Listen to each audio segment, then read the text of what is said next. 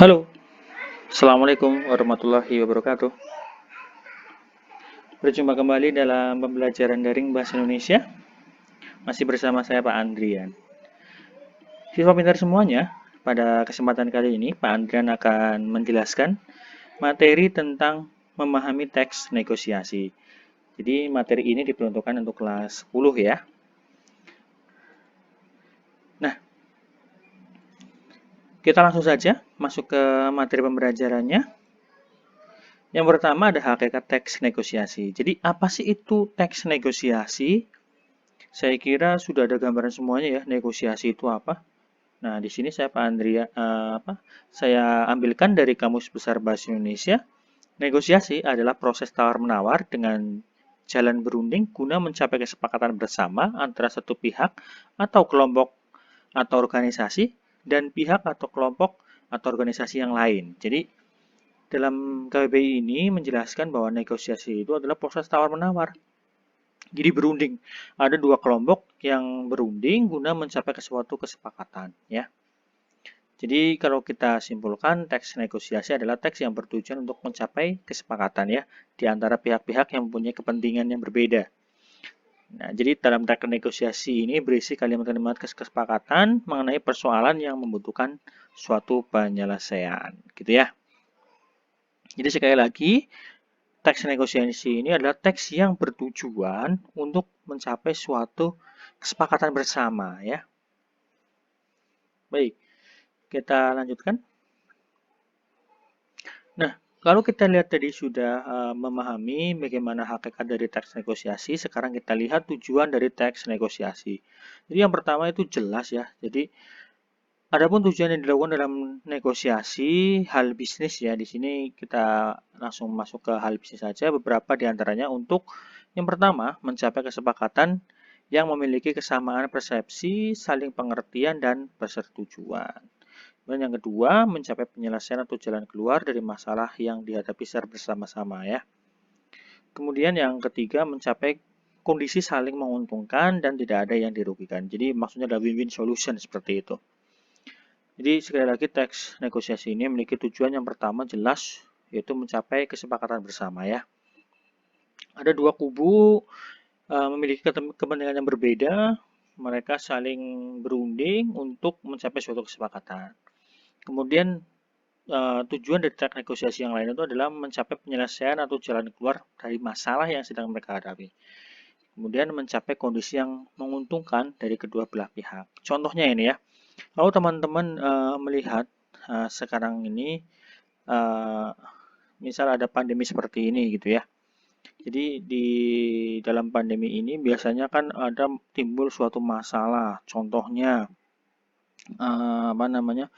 Kalau kalian melihat di berita-berita itu ada banyak sekali orang yang di PHK. Nah, itu biasanya sebelum terjadinya hal seperti itu, biasanya ada perundingan terlebih dahulu, ada negosiasi terlebih dahulu dari buruh dan juga misal direkturnya seperti itu. Kemudian mereka berunding sampai ketemu suatu titik kesepakatan bersama. Oh, semisal harus di PHK dengan acuan sebagai berikut seperti itu. Ataupun ada yang tidak di PHK tetapi dengan ketentuan sebagai berikut seperti itu. Jadi kedua belah pihak saling diuntungkan seperti itu. Itulah tujuan dari teks negosiasi ya. Nah, kalau ada pertanyaan seperti biasa, silakan siswa pintar semuanya tulis di kolom komentar. Nanti saya akan langsung memberikan jawaban seperti itu ya, atau tanggapannya. Kita lanjut kepada ciri-ciri teks negosiasi. Yang pertama, menghasilkan kesepakatan. Ini yang sudah saya sering tadi ya. Kemudian mengarah pada tujuan yang praktis, memprioritaskan kepentingan bersama, merupakan sarana untuk mencapai penyelesaian. Jadi ini 4 ciri-ciri teks negosiasi ya. Jadi yang pertama mencapai kesepakatan, mengarah pada tujuan praktis, memprioritaskan kepentingan bersama, merupakan sarana untuk mencari penyelesaian. Jadi teks negosiasi ini ya tadi ya ciri-cirinya jelas harus mencapai kesepakatan, kemudian mengarah pada tujuan yang praktis, jadi bukan tujuan yang berbelit-belit seperti itu. Kemudian memprioritaskan kepentingan bersama, maksudnya tadi yaitu menguntungkan kedua belah pihak dan merupakan sarana untuk menyelesaikan masalah di masing-masing pihak yang berkepentingan seperti itu. Itu ciri-cirinya ya. Kita lanjut masuk kepada ciri kebahasan teks negosiasi. Yang pertama, teks negosiasi ini berisikan bahasa yang santun. Jadi, karena ada dua belah pihak yang sedang berdiskusi atau mencari sebuah kesepakatan, pasti menggunakan bahasa yang santun. Bukan malah menggunakan bahasa-bahasa yang sifatnya sarkasme atau kasar seperti itu ya. Kalau hal seperti itu dilakukan, pasti tidak ada kesepakatan di kedua belah pihak. Kemudian, dua, terdapat ungkapan persuasif. Jadi di sini biasanya kalau tadi saya singgung, misal ada buruh dan juga direktur. Buruhnya ingin naik gaji atau ingin menaikkan gaji dan direkturnya pasti akan menanggapinya. Jadi si buruh ini pasti menggunakan kalimat-kalimat atau ungkapan-ungkapan dengan bahasa yang membujuk supaya kepentingannya terpenuhi, yaitu naik gajinya seperti itu. Kemudian berisi pasangan tuturannya. Jadi maksudnya ada dua belah pihak, pasti kan ada penutur dan lawan tutur seperti itu ya. Kemudian kesepakatan yang dihasilkan tidak merugikan dua belah pihak, itu tadi saya singgung ya. Jadi kesepakatannya harus mengarah kepada win-win solution atau kedua belah pihak itu saling diuntungkan. Kemudian bersifat merintah dan memenuhi perintah. Jadi tadi ya, karena sifatnya persuasif, pasti di situ ada hal untuk memerintah dan memenuhi perintahnya. Dan tidak berargumen dalam satu waktu. Jadi maksudnya berisikan argumen-argumen saling terkait antara argumen satu dengan argumen lain supaya untuk menguatkan apa yang diinginkan. Jadi maksudnya contoh ada kepentingan untuk kayak tadi, misal buruhnya itu ingin dinaikkan gajinya seperti itu. Pasti diikuti dengan berbagai macam opini atau argumentasi supaya kepentingannya terpenuhi seperti itu ya. Jadi tidak hanya satu argumen saja, tetapi biasanya dibarengi dengan argumen-argumen lain untuk menguatkan kepentingannya seperti itu. Didasari argumen yang kuat disertai dengan fakta. Ini sudah saya singgung tadi. Jadi argumentasi pasti diiringi dengan data-data supaya argumentasinya itu bisa masuk atau bisa ditangkap oleh si penerimanya seperti itu. Tadi contoh ada anak ingin minta kepada bapaknya untuk diberikan HP supaya bisa belajar daring seperti itu. Pasti si anak ini memberikan argumentasi disertai dengan fakta. Pak, saya ingin dibelikan HP supaya saya bisa belajar seperti itu. Karena sekarang dengan adanya pandemi seperti ini kita harus belajar secara daring gitu ya. Jadi faktanya daring atau pembelajaran daring, nah argumentasinya itu tadi supaya bisa belajar seperti itu. Kemudian minta alasan dari pihak mitra negosiasi, mengapa atau tidak, ya. Dan jangan menyela argumentasi. Jadi ciri kebahasannya ketika kita sedang berargumentasi biasanya tidak boleh dipotong-potong ya ketika kita sedang berbicara. Kalau dipotong-potong biasanya malah akan timbul terjadinya debat, bukan negosiasi lagi.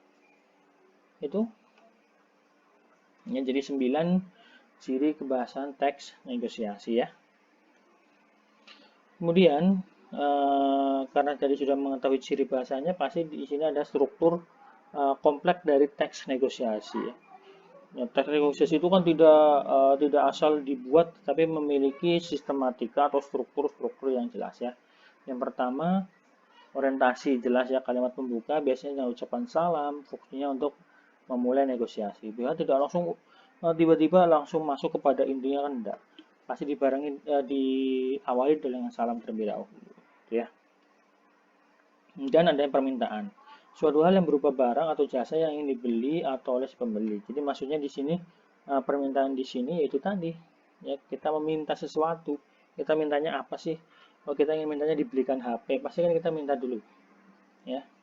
Kemudian ada pemenuhan, kesanggupan berupa barang atau jasa dari penjual atau yang minta. Kalau di sini saya maksudkan adanya jual beli, kemudian ada pemenuhannya. Diminta dulu, oh barangnya ini. Misal kita membeli sepatu ya, kita minta dulu sepatunya, ditanya harganya berapa, kemudian disanggupi apa enggak dengan harga seperti itu. Kemudian ada penawaran. Nah di sini pasti biasanya kan tidak langsung ya. Kalau kita ingin membeli sesuatu, misal kita membeli sepatu dengan harga sekian, kemudian dipenuhi dengan harga sekian, tetapi kan tidak langsung ya. kita minta dari si penjualnya harganya misal 100.000, kemudian diminta dengan harga 50.000, kan kita biasanya tidak terjadi langsung adanya kesepakatan, tapi terjadi dulu tawar menawar ya. Di sini ada tawar menawar, kemudian ada persetujuan. Setelah ada tawar menawar, pasti di situ akan ada ketemu satu titik di mana adanya sebuah persetujuan. Kemudian ada pembelian ya, pembelian maksudnya si barangnya jadi dibeli ya gitu ya, karena tidak mungkin kan ketika kita sudah menawar tetapi kita langsung pergi saja, itu akan membuat penjualnya mungkin marah seperti itu ya, tapi langsung saja dibeli. Nah, kemudian penutup ya, salam penutup seperti itu. Itu ada berapa ini? 1, 2, 3, 4, 5, 6, 7. Ada 7 struktur kompleks dari teks negosiasi ya. Baik, saya cukup sekian saja kayaknya ya, sampai struktur dulu. Nanti pada contoh-contohnya pada video selanjutnya. Terima kasih sekali sudah menyaksikan video dari Pak Andrian. Semangat terus belajarnya. Jangan malas untuk belajar, karena walaupun pandemi seperti ini kita juga harus tetap belajar ya. Jaga kesehatan kalian, ikuti protokol kesehatan juga. Dan pesan dari Pak Andrian, jangan lupa subscribe channel Pak Andrian supaya kalian bisa menyaksikan video-video pembelajaran yang lainnya ya. Terima kasih. Assalamualaikum warahmatullahi wabarakatuh.